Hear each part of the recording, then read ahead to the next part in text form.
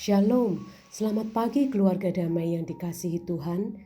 Sapaan damai sejahtera pada hari ini, 28 September 2021, terambil dari 1 Yohanes 2 ayat 18-25 dengan tema Antikristus. Apa yang saudara rasakan atau pikirkan jika mendengar kata Antikristus? Mungkin kata tersebut membuat kita merasa takut, ngeri bahkan, atau kita mungkin tidak paham apa arti Antikristus itu sebenarnya.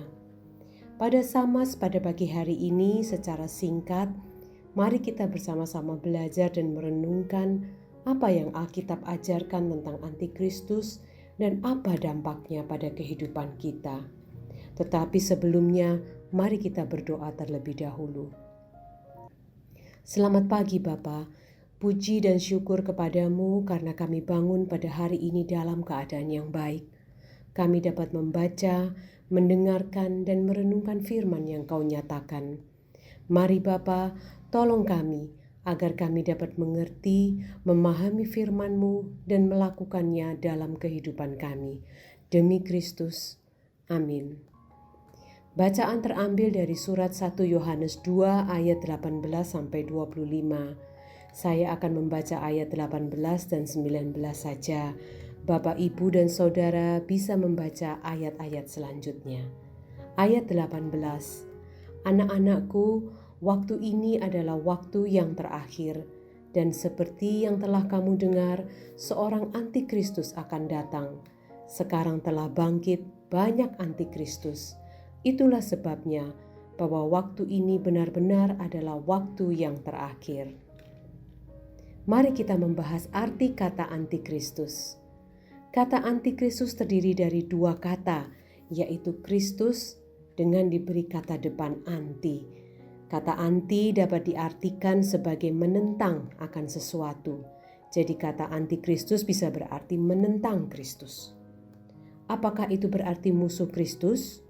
Seseorang yang menyangkal Kristus atau Kristus palsu? Mari kita lihat. Di dalam surat 1 Yohanes pasal 2 ayat 22 menuliskan definisi utama dari Antikristus. Siapakah pendusta itu? Bukankah dia yang menyangkal bahwa Yesus adalah Kristus? Dia itu adalah Antikristus, yaitu dia yang menyangkal baik Bapa maupun Anak.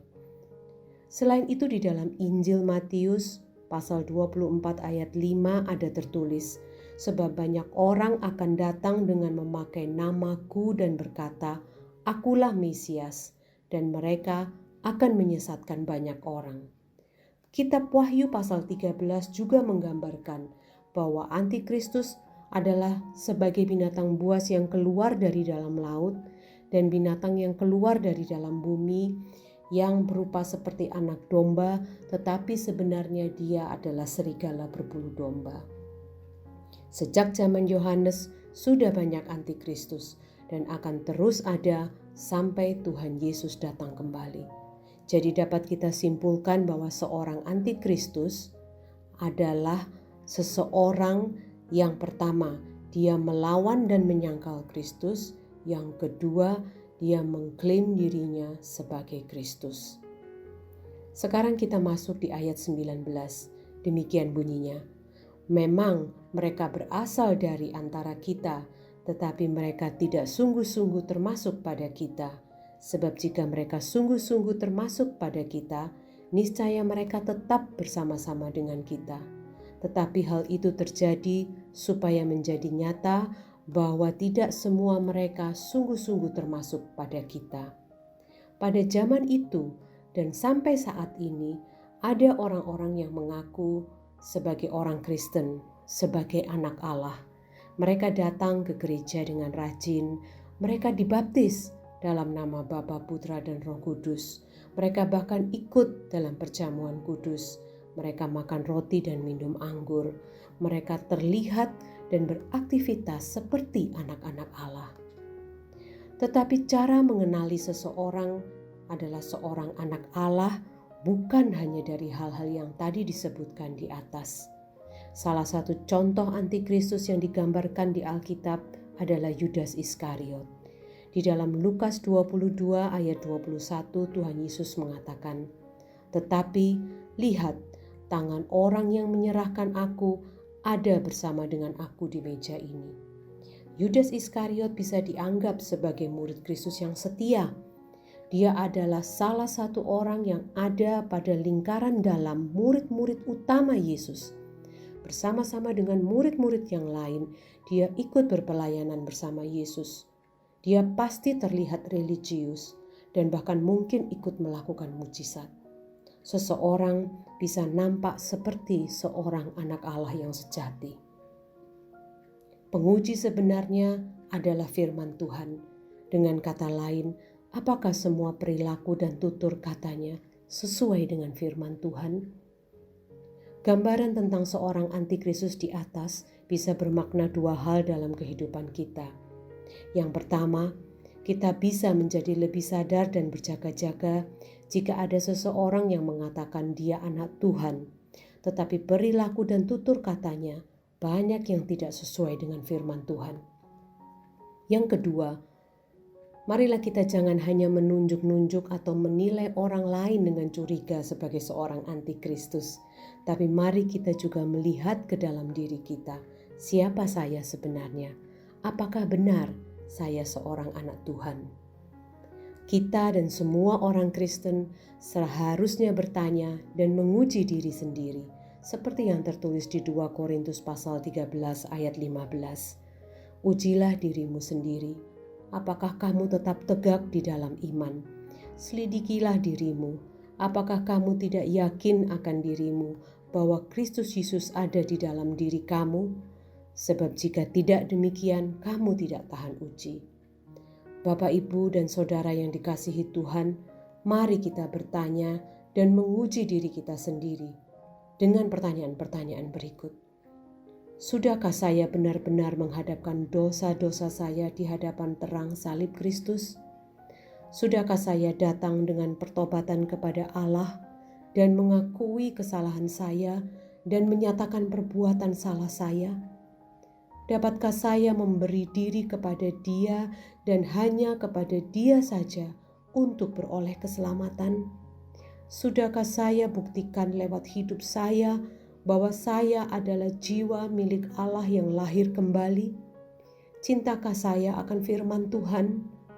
Apakah saya mengasihi Tuhan dan sesama manusia?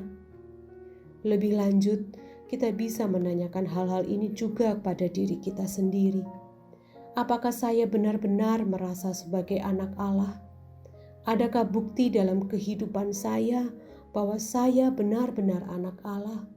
Apa yang saya perbuat jika saya melakukan dosa? Apakah sampai saat ini saya terus saja berbuat dosa? Di dalam Galatia 6 ayat 15 dikatakan, sebab bersunat atau tidak bersunat tidak ada artinya, tetapi menjadi ciptaan baru, itulah yang ada artinya. Seorang anak Allah seharusnya datang dengan menangis dan remuk hati jika berbuat dosa dan mengaku dosa di hadapan Allah. Seorang anak Allah bisa jatuh dalam dosa, tetapi mereka tidak hidup di dalam dosa. Menjadi ciptaan baru di dalam Kristus itulah yang terpenting. Jangan menganggap diri sebagai anak Allah hanya karena kita sudah sibuk melakukan banyak aktivitas di gereja. Mari kita berdoa. Ya Bapa, ajar kami menguji diri kami sendiri di hadapan-Mu. Ampuni kami jika dalam kehidupan sehari-hari mungkin kami sibuk menuding orang lain sebagai seorang antikristus, tetapi kami tidak melihat dengan seksama diri kami sendiri. Kami sungguh mau menyerahkan jiwa raga kami hanya kepada-Mu. Percaya bahwa hanya melalui Engkau kami akan mendapat hidup baru dan keselamatan kekal. Tolong kuatkan dan teguhkan kami ya Tuhan. Amin. Bapak, Ibu, dan Saudara yang dikasihi Tuhan, mari kita dengan tekun terus menggumulkan dan menguji diri kita di hadapan Tuhan. Pada saat kita melakukan aktivitas-aktivitas kita sehari-hari, di rumah, di dalam keluarga, di lingkungan pertemanan kita, di tempat kerja, dan aktivitas pelayanan kita di gereja, di mana-mana. Semoga kita sungguh-sungguh seorang anak Allah dan bukan seorang antikristus. Tuhan Yesus memberkati.